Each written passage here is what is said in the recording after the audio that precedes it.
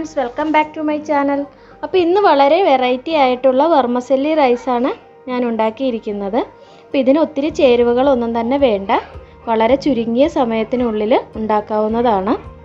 അപ്പോൾ വീഡിയോ കണ്ടിട്ട് ഇഷ്ടപ്പെടുകയാണെങ്കിൽ എല്ലാവരും ഒന്ന് ട്രൈ ചെയ്ത് നോക്കണം. ഒരു ഡിഫറെന്റ് ടേസ്റ്റ് ആണ്. അപ്പോൾ ഈ രണ്ട് ചേരുവകൾ വീട്ടിലുണ്ടെങ്കിൽ ഇന്ന് തന്നെ ഉണ്ടാക്കി നോക്കിക്കോ. അപ്പോൾ ഞാൻ എങ്ങനെയാണ് ഉണ്ടാക്കുന്നതെന്നുള്ള വീഡിയോ കണ്ടിട്ട് വരാം നമുക്ക്. വെർമസെല്ലി റൈസ് ഉണ്ടാക്കുന്നതിന് വേണ്ടിയിട്ട് ഞാനിവിടെ എടുത്തിരിക്കുന്നത് 2 ഗ്ലാസ് ബസ്മതി റൈസും സെയിം ഗ്ലാസ്സിന് 1 ഗ്ലാസ് വെർമസെല്ലിയാണ് എടുത്തിരിക്കുന്നത്. അപ്പോൾ ഇനി നമുക്ക് ചെയ്യേണ്ടത് ബസ്മതി റൈസ് ഒരു അരമണിക്കൂർ കുതിർത്താൻ വെക്കാം. ബസ്മതി റൈസ് കുതിർത്തി വാരി എടുത്തിട്ടുണ്ട്. അപ്പോൾ ഇനി നമുക്ക് എങ്ങനെയാണ് ഉണ്ടാക്കുന്നതെന്ന് നോക്കാം. അപ്പോൾ ഇതിന് വേണ്ടി ഒരു പാൻ ചൂടാകാൻ വെക്കാം. അപ്പോൾ പാൻ നന്നായിട്ട് ചൂടായിട്ടുണ്ട്. ഇതിലേക്ക് ഒലീവ് ഓയിൽ ഒഴിച്ചു കൊടുക്കാം. ഒലീവ് ഓയിൽ തന്നെ ഒഴിക്കണമെന്നില്ല, സാധാരണ കുക്കിംഗ് ഓയിൽ ആയാലും മതി. ഇല്ലെങ്കിൽ ബട്ടർ ഉണ്ടെങ്കിൽ അത് വേണമെങ്കിൽ ചേർക്കാം. ഇപ്പോൾ ഓയിൽ നന്നായിട്ട് ചൂടായിട്ടുണ്ട്. ഫ്ലെയിം സിമ്മിലേക്ക് ആക്കി കൊടുക്കാം. അതിനുശേഷം എടുത്തു വെച്ചിരിക്കുന്ന വെർമസെല്ലി ഇതിലേക്ക് ആഡ് ചെയ്യാം.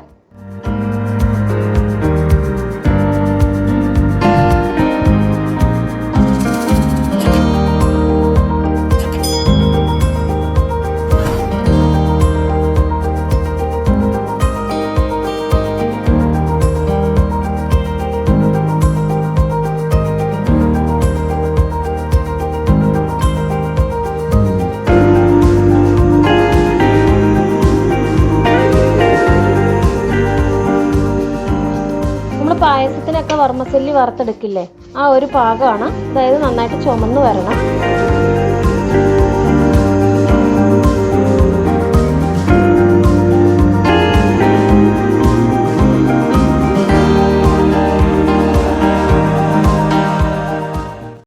ഇപ്പം നന്നായിട്ട് ബ്രൗൺ കളർ ആയിട്ടുണ്ട്. ഇതിലേക്ക് കുതിർത്തി വാരി വെച്ചിരിക്കുന്ന ബസ്മതി റൈസ് കൂടി ആഡ് ചെയ്യാം.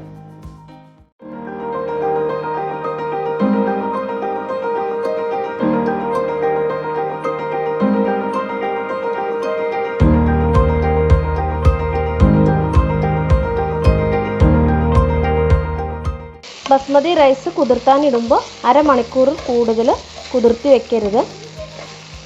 ഇതുപോലെ ഫ്രൈ ചെയ്യുമ്പോൾ പൊടിഞ്ഞു പോകും. മാക്സിമം ഒരു അരമണിക്കൂർ.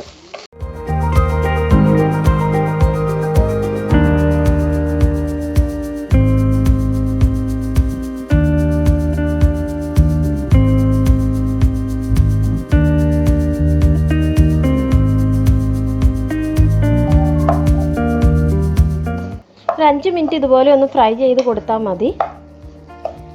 ഇനി ഇതിലേക്ക് നല്ല തിളച്ച വെള്ളം ഒഴിക്കാം. ഞാനിവിടെ അരിക്ക് മേലെ വരെയാണ് വെള്ളം ഒഴിക്കുന്നത്.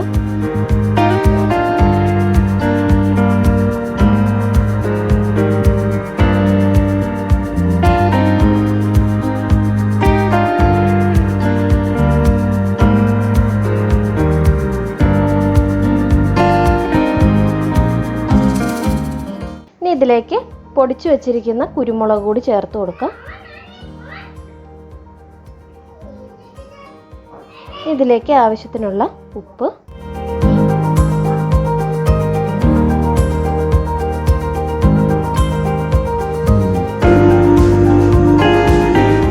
ഇപ്പം ഞാൻ വെള്ളത്തിൻ്റെ അളവ് പറയാത്തത് ഇപ്പോൾ ഓരോ വീട്ടിലും എടുക്കുന്ന അരിയുടെ അളവൊക്കെ വ്യത്യാസമില്ലേ, അതുകൊണ്ടാണ്.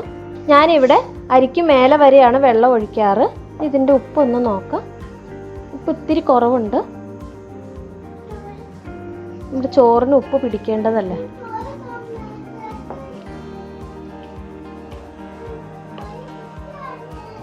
ഇനി ഇതൊന്ന് നന്നായിട്ട് തിളക്കട്ടെ. ഇപ്പോൾ നന്നായിട്ട് തിളച്ചിട്ടുണ്ട്. ഇനി ഇത് അടച്ചു വെക്കാം. ഫ്ലെയിം സിമ്മിൽ വെച്ചിട്ട് ഒരു 15 മിനിറ്റ് വരെ നമുക്കിത് അടച്ചു വെച്ച് വേവിച്ചെടുക്കാം.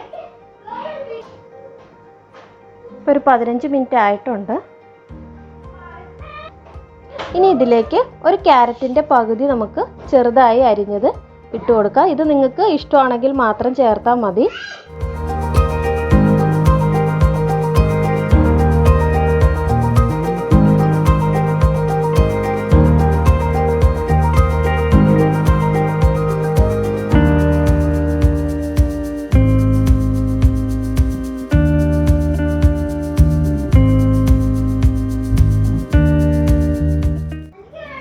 നമുക്ക് ഗ്യാസ് ഓഫ് ചെയ്യാം.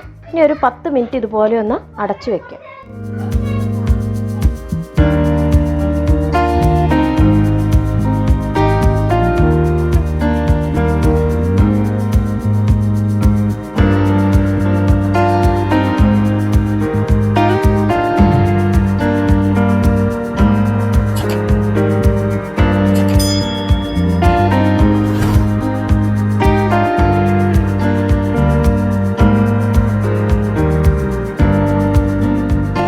റൈസൊക്കെ നന്നായിട്ട് വെന്തിട്ടുണ്ട്.